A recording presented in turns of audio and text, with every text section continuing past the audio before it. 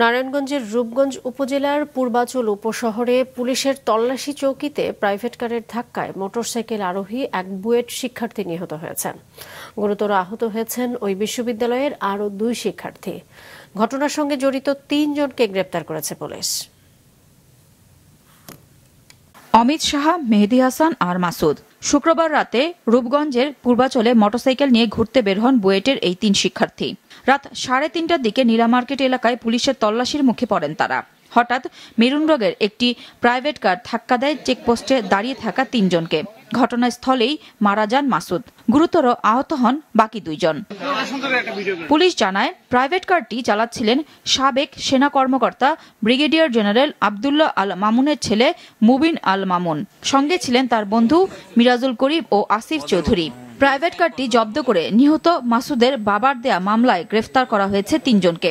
অভিযুক্তদের করা হয়েছে ডোপ টেস্টও। একটি মোটরসাইকেলে 3 জন বুয়েট ছাত্র ছিলেন। ওনাদের মোটরসাইকেল চেকিং এর এক পর্যায়ে ঢাকা থেকে আগত একটি দ্রুতগামী প্রাইভেট কার বেপরোয়াভাবে চালিয়ে আসছিল।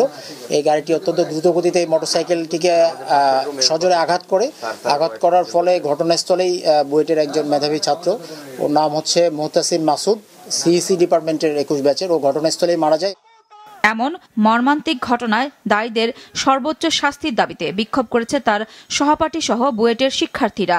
দুপুরে রাজধানীর পলাশীর মোড়ে সংবাদ সম্মেলন করে আহতদের চিকিৎসার সম্পূর্ণ ব্যয় বিবাদী পক্ষকে বহন করা সহ জানানো হয় 6 দফা দাবি। আহতদের চিকিৎসার সম্পূর্ণ ব্যয়ভার অবশ্যই বিবাদী পক্ষকে বহন করতে হবে।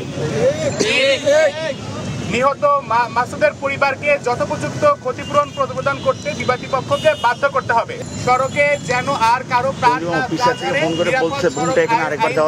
করতে নিশ্চিত করতে সরকারের কাছে আমরা জোর দাবি জানাচ্ছি। নিহত মুহতাসিম মাসুদ বুয়েটের সিইসি ডিপার্টমেন্টের 2য় বর্ষের শিক্ষার্থী। আহত মেহেদী হাসান খান এবং অমিত সাহাও একই বিভাগের 2য় বর্ষের ছাত্র। নুরুন নাহার বিলি, মাছরাঙা সংবাদ, ঢাকা।